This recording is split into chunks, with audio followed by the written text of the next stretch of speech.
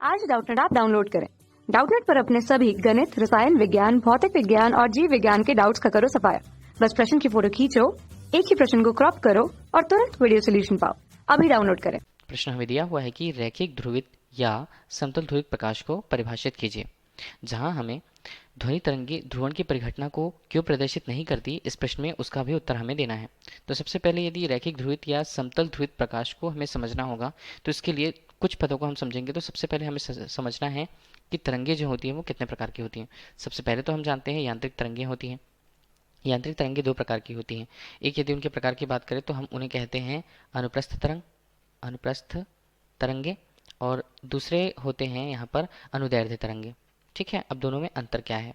अनुप्रस्थ तरंगे जो होती हैं वो उसमें जो माध्यम के कण होते हैं वो तरंग संचरण की दिशा के लंबवत रहते हैं। ठीक है, हमने ये बोल दिया कि मान लीजिए माध्यम जो कण है, माध्यम कण, और तरंग संचरण की दिशा है तरंग संचरण दिशा, इसे हमें समझना होगा। ये दोनों लंबवत होते हैं, ये हमने बना दिया लंबवत का चिन्ह। ठीक है, अब इस प्रकार अनुदैर्ध्य तरंगों की यदि बात की जाती है, देखिए अनुप्रस्थ तरंगे तो हमने समझ लिया, अनुदैर्ध्य तरंगे होती क्या है वो हमें समझना होगा। इसके अंतर्गत जो माध्यम के कण होते हैं, माध्यम कण जो होते हैं वो तरंग संचरण की दिशा के अनुदिश ही वहां पर कंपन करते हैं।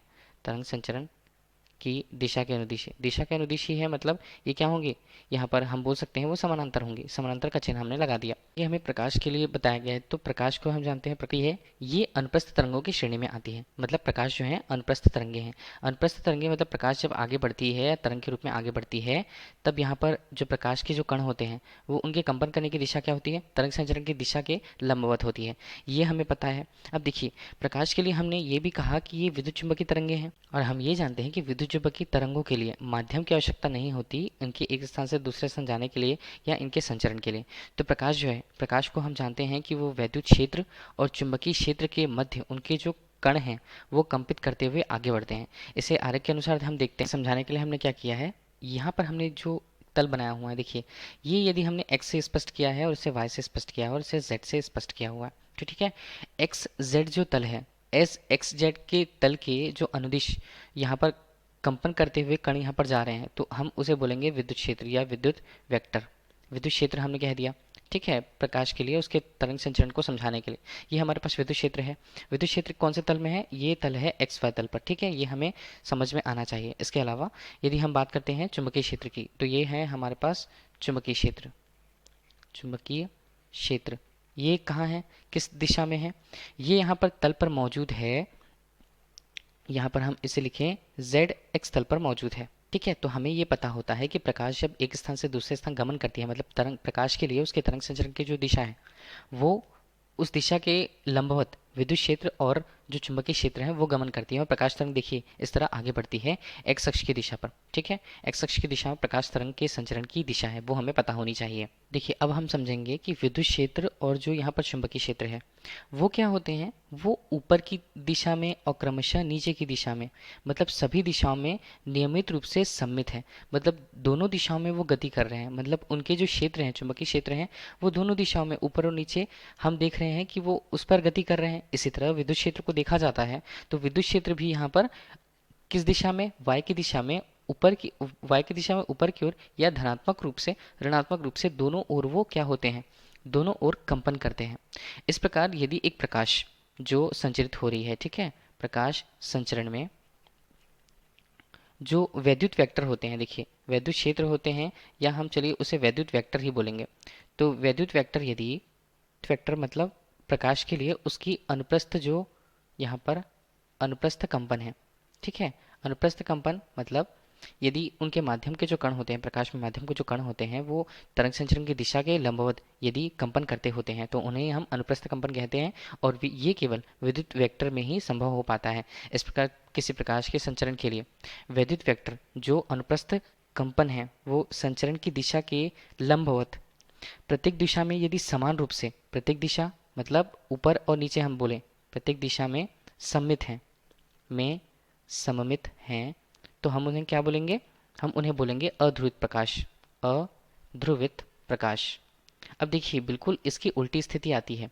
बिल्कुल यही स्थितियां कि प्रकाश संचरण के वैद्युत वेक्टर यदि अनुप्रस्थ कंपन करते हुए प्रत्येक दिशा में सममित नहीं है या केवल एक दिशा में सममित है। अनुप्रस्थ कंपन जो है यदि केवल एक दिशा में सममित होते हैं, एक ही दिशा में, तो हम उन्हें क्या बोलते हैं? हम उन्हें बोलते हैं ध्रुवित प्रकाश।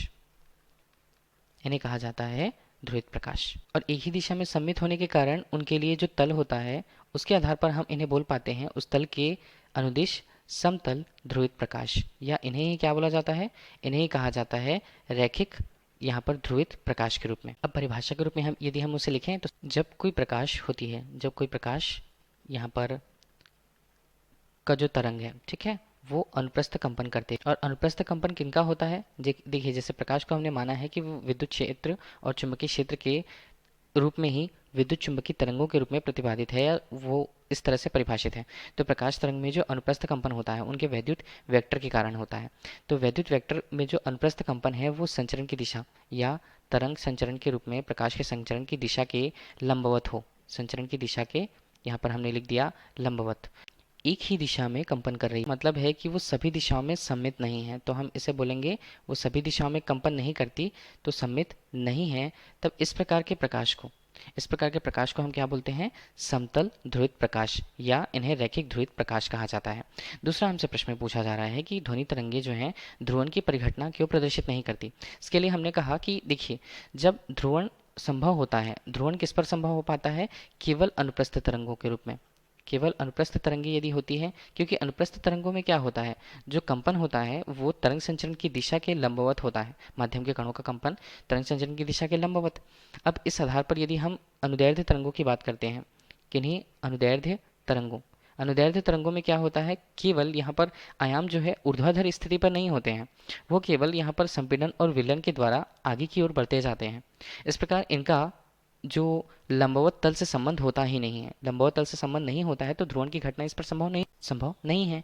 अब यदि ध्वनि तरंगों की बात करते हैं तो ध्वनि तरंगे क्या होती हैं? ध्वनि तरंगे यहाँ पर अनुदैर्ध्य तरंगे होती हैं। अनुदैर्ध्य तरंगों में हमने देख लिया कि वो ध्रुवण से संबंधित नहीं होती हैं, ध्रुवण का प्रभाव नहीं पड़ता है। इसी कारण से ध्वनि तरंगे जो होती हैं ध्रुवण से, या ध्रुवण उनमें नहीं होता या ध्रुवण का गुण उनमें नहीं पाया जाता है। धन्यवाद। कक्षा 6 से 12वीं से लेकर नीट, IIT, JEE वो एडवांस के लेवल तक 1 करोड़ से ज्यादा छात्रों का भरोसा। आज ही डाउनलोड करें डाउटनेट ऐप या व्हाट्सएप करें अपने सारे डाउट्स 8400 400 400 पर।